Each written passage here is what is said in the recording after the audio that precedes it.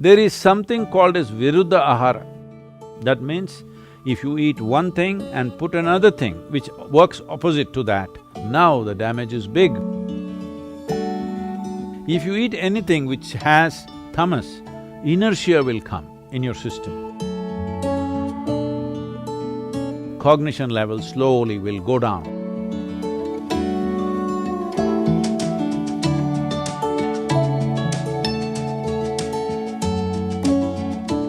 So Sadhguru, what in your view is the fundamental cause of mental disorders? If you're asking for one cause… Well, it could be many. See, one thing is the way we eat. It's a very big part of mental illness. The way we're ingesting chemicals and hormones today unconsciously at various levels is a serious part of mental illnesses of this generation. How we ingest, how we take food in. This may sound little far-fetched for UK, but please listen to me carefully. We look at life like this. You are who you are as a person. You are who you are because of the parentage that you had, the schools that you went to, the education that you had, now the exposure that you have in your life. That's why you have become this kind of a person, isn't it? It's all many things receiving. So all the times you're receiving, what you're receiving is not just information and thought. Life receives in so many levels. On the energetic level, it receives. So in India, we see that anywhere if you want to receive something, first thing is you cross your legs, all right? Right now I'm sitting that way, it may not be visible to you. But first thing is cross your legs because we don't want to receive from the lower part of our body. We want to receive… anything positive means we want to receive from the upper part of our body.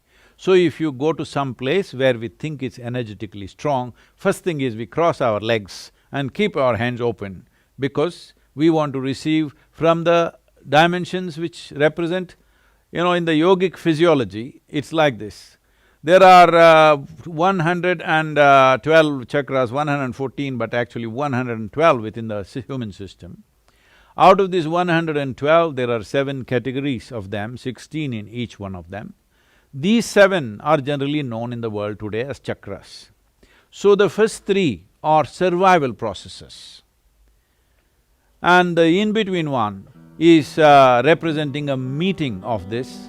It is from here on, from anahata onwards, which is enlightening processes of life. So in that sense, it is important you receive certain things in certain ways. Food is considered very basic level of reception. How we receive food, what we receive is very important. Today, what are we receiving? Right now, as you see societies get more and more affluent, they start eating worse and worse food. What a rural person in India would not touch, very sophisticated cities are eating that kind of food. When I say that kind of food, almost anything that Western societies are using today are a minimum 30 to 60 days old. In yoga, their food is classified as sattva, rajas and tamas. Tamas means inertia. If you eat anything which has tamas, inertia will come in your system. Inertia does not mean you just become lazy. Inertia means certain things slow down. Certain things means essentially regeneration of the system slows down. Today you know that neuronal regeneration is one of the most important aspect of keeping your brain reasonably functional throughout your life. If you are consuming foods which are tamasic or causes inertia in the general function of your system, in the energetic process of who you are, then you will see cognition level slowly will go down over a period of time. Because everybody understands this. This is why they're drinking cups and cups of Coca-Cola or coffee or alcohol or something else because they know they need to balance that. So this kind of balance is a very rudimentary way of balancing your system, that you're putting wrong things and then you're trying to correct it with right things. The highest number of antacids in the world, nearly 60% of the world's antacids are sold in America.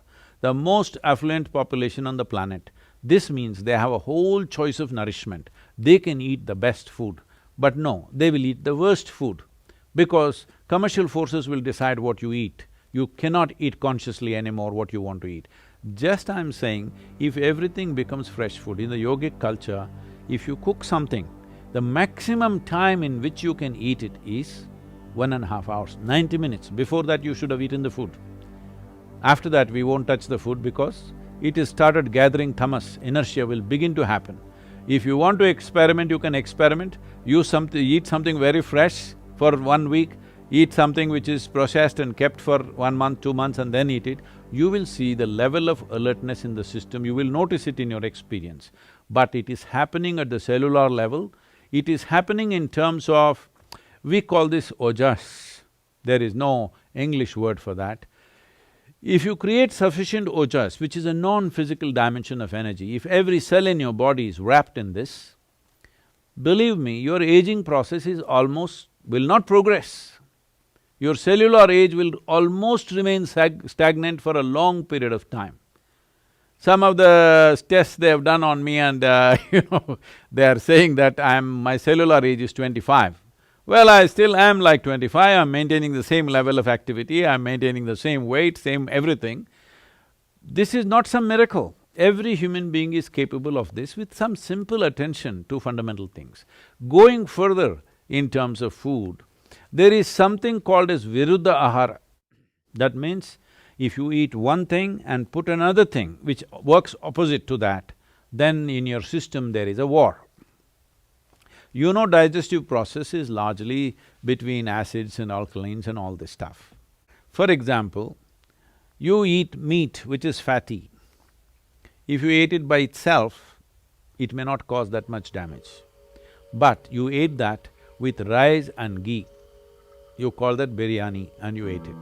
Now the damage is big because these two things will not go together.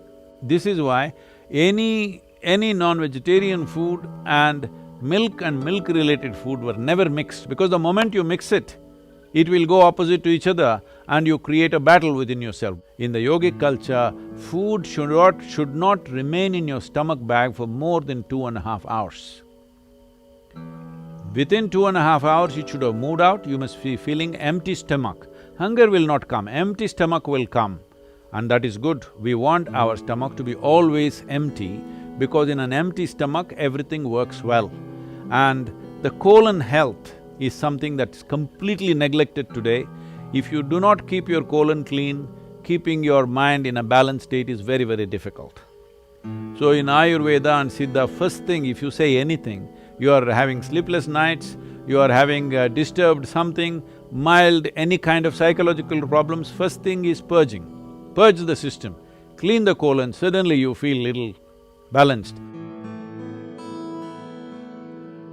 So in the yoga center, the day starts with a small marble-sized ball of neem and turmeric.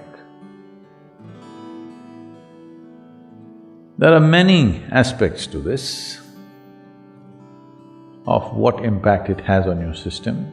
One immediate thing it will do is, it will keep your alimentary tract clean. When we say clean, this is a region, this whole digestive process is a region where you have maximum amount of other life. So within this alimentary tract, there are a whole host of microorganisms. Many of them have turned friendly to us. We are living because of them, we are able to digest food because of them. Many functions in the body happen because of them. But still there are many who are harmful to us. The uniqueness of neem, especially when it is taken along with turmeric, if these two things go together, largely those things which are not necessary for the body, those things which can harm the body, any kind of parasital life which is there, all these things get eliminated. It is not a whole solution, but it'll bring the basic necessary atmosphere in the body to make the corrections. Either with medicine or with necessary practices, you can bring about correction. How do we apply this to a person who is suffering right now? That needs a compassionate approach, not a standard approach, my way or your way. It's a very silly way to go at it, that this is the only way it can be done, because that's not how human beings are. A judicious action of what could be maximum right rather than wrong, more right than wrong is all you can do.